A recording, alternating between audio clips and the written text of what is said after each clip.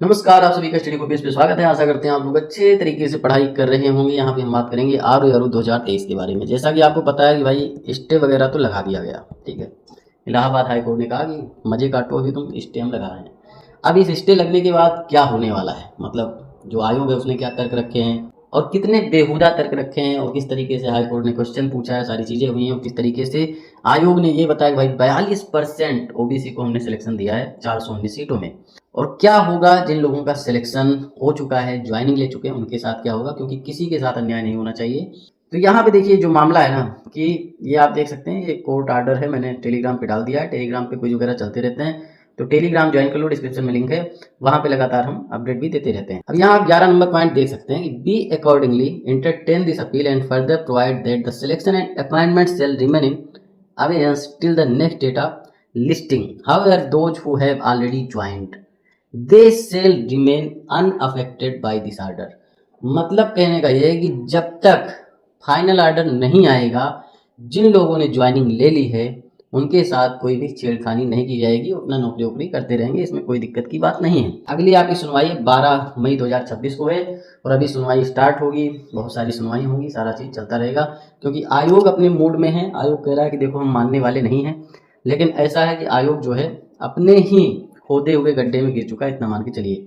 उसकी बात करेंगे किस तरीके से आयोग फंस चुका है और क्या क्या चीज़ें इसमें हो सकती हैं। फिलहाल जिन लोगों ने ज्वाइनिंग ले ली है उनका फाइनल ऑर्डर आने तक कोई दिक्कत की बात नहीं है। फाइनल ऑर्डर आएगा तो फिर उनको दोबारा मेंस वगैरह देना पड़ेगा, इतना मान के चलिए।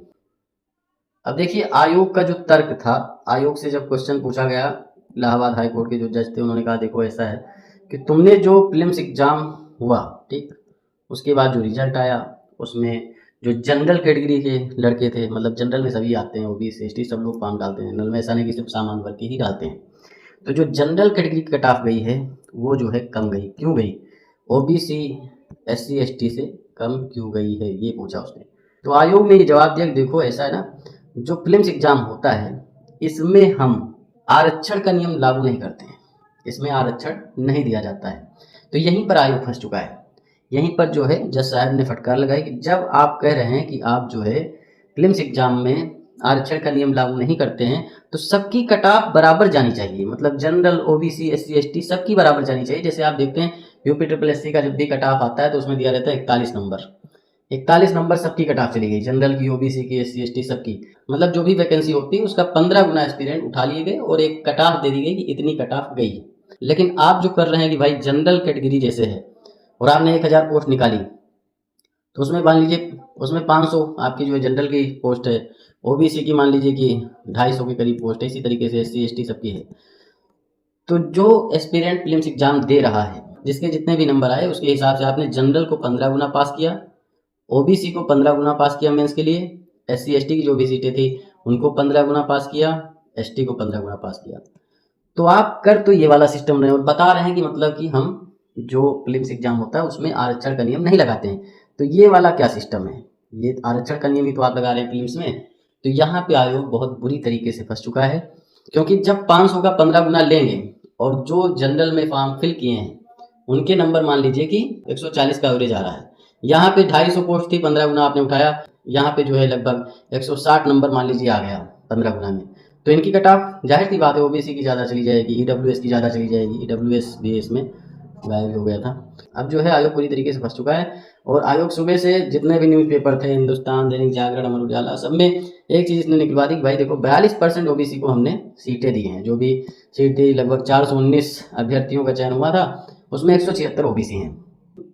इनका कहना रिजल्ट के बाद 1 दर्जन से ज़्यादा अभ्यर्थी ज्वाइन कर चुके हैं और आरक्षण नियमों के तहत चयन प्रक्रिया हुई है और सामाजिक न्याय मेरिट दोनों का संतुलन है। ये सारी चीज़ें इसने जो है शुरू कर दी हैं, शुरू से अखबार में ये सब आ रही हैं चीज़ें।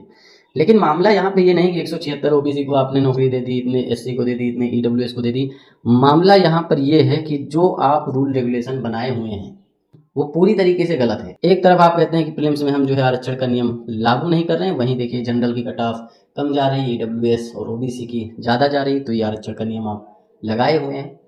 तो ये विरोधाभास है दोनों, और इसमें आयोग बहुत बुरी तरीके से गया है। अब देखिए इसमें होगा क्या, इसमें आयोग को बहुत बुरी तरीके से घसीटा जाएगा।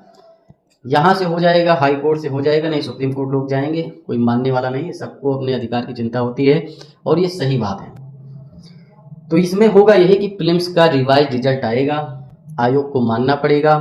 और अगर ये जो है आरक्षण के नियम के बिना रिजल्ट जारी करते हैं भाई हम प्रीलिम्स में आरक्षण नहीं देंगे, तो एक सिंगल कट ऑफ जाएगी कि हाँ भाई इतने पोस्ट हैं और इसकी एक ये कट ऑफ चली गई, मान लीजिए 135 या 130 या 125, जो भी वैकेंसी है, मान लीजिए 400 वैकेंसी, 15 गुना उठा लिए बच्चे इन्होंने, टोटल जितने भी थे उसमें इन्होंने ये नहीं देखा जनरल वालों ने कितना फॉर्म फिल किया है, ओबीसी ने कितना किया है, एससी एसटी ने कितना फिल किया है, ईडब्ल्यूएस ने कितने लोगों ने फॉर्म फिल किया, ये सब नहीं देखना है।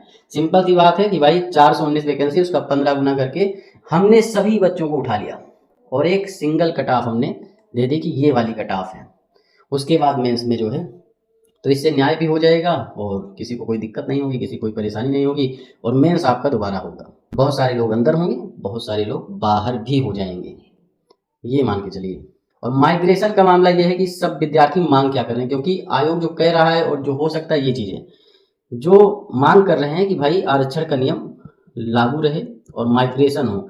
मान लीजिए कि जनरल की कट ऑफ जो है 140 है, ओबीसी का कोई लड़का है, ठीक है, या ईडब्ल्यूएस का है या एससी एसटी का है, उसने 142 नंबर किए, इसने 145 कर दिए मान लीजिए, तो फिर अब जो है ये ओबीसी में काउंट ना हो क्योंकि 140 जनरल की कट ऑफ है, तो ये कूद करके जो है इसमें चला जाए, मतलब जनरल वाले में, और जो जनरल वाला कैंडिडेट है वो फिर हो जाएगा बाहर।